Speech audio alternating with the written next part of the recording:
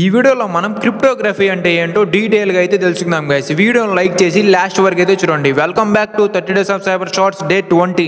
Cryptography అంటే మనకి peoples కొన్ని సెంచరీస్ నుంచి సీక్రెట్ కమ్యూనికేషన్ కోసం ఈ క్రిప్టోగ్రఫీని అయితే యూజ్ చేస్తున్నారు గైస్.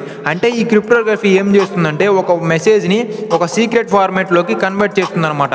లైక్ చెప్పాలంటే ఇప్పుడు డేటాని ఎన్క్రిప్ట్ చేయడం అండ్ అలాగే డీక్రిప్ట్ చేయడం అనమాట. ఫర్ ఎగ్జాంపుల్ ఇక్కడ నేను ఒక మెసేజ్ని అయితే రాస్తున్నాను, మీట్ మీ అట్ 5 PM అని చెప్పేసి. సో దీన్ని క్రిప్టోగ్రఫీ వాడి మనం ఎన్క్రిప్ట్ చేసినట్లయితే సో ఇక్కడ కనిపిస్తుంది కదా, సో ఈ విధంగా అయితే వస్తుందన్నమాట. సో ఇప్పుడు మనకి ఇది చూడడానికి అన్రీడబుల్ ఫార్మాట్లో అయితే ఉంది, దాన్ని మనం చదవలేమన్నమాట. ఇప్పుడు దీన్నే ఒక రకంగా సైఫర్ టెస్ట్ అని కూడా అంటూ ఉంటారు గైస్. ఇప్పుడు నేను వాట్సాప్లో హాయ్ హౌ ఆర్ యూ అని చెప్పి ఒక పర్సన్కి మెసేజ్ చేశాను అనుకోండి, ఆ మెసేజ్ అనేది నా దగ్గర అంటే సెండర్ దగ్గర ఎన్క్రిప్ట్ అవుతుంది అనమాట.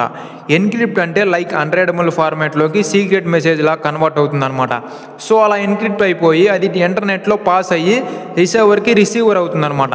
సో రిసీవర్కి రిసీవ్ అయిన తర్వాత అది మళ్ళీ డీక్రిప్ట్ అయ్యి అతనికి డిస్ప్లే అవుతుంది అనమాట.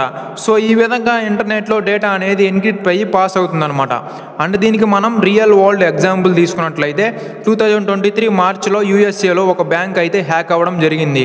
సో హ్యాక్ అవ్వడం వల్ల ఆ బ్యాంక్కి సంబంధించిన డేటా అనేది లీక్ అవ్వడం అయితే జరిగింది.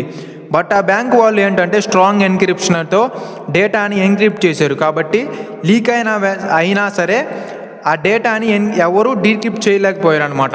సో ఇది మనకి రియల్ వరల్డ్లో జరిగిన ఎగ్జాంపుల్ గైస్. ఐ హోప్ మీకు అయితే క్లియర్గా అర్థమైంది అనుకుంటున్నాను. అండ్ ఈ క్రిప్టోగ్రఫీ గురించి ఫర్దర్ వీడియోస్లో ఇంకా క్లియర్గా అయితే తెలుసుకుందాం guys. Thank you, stay tune.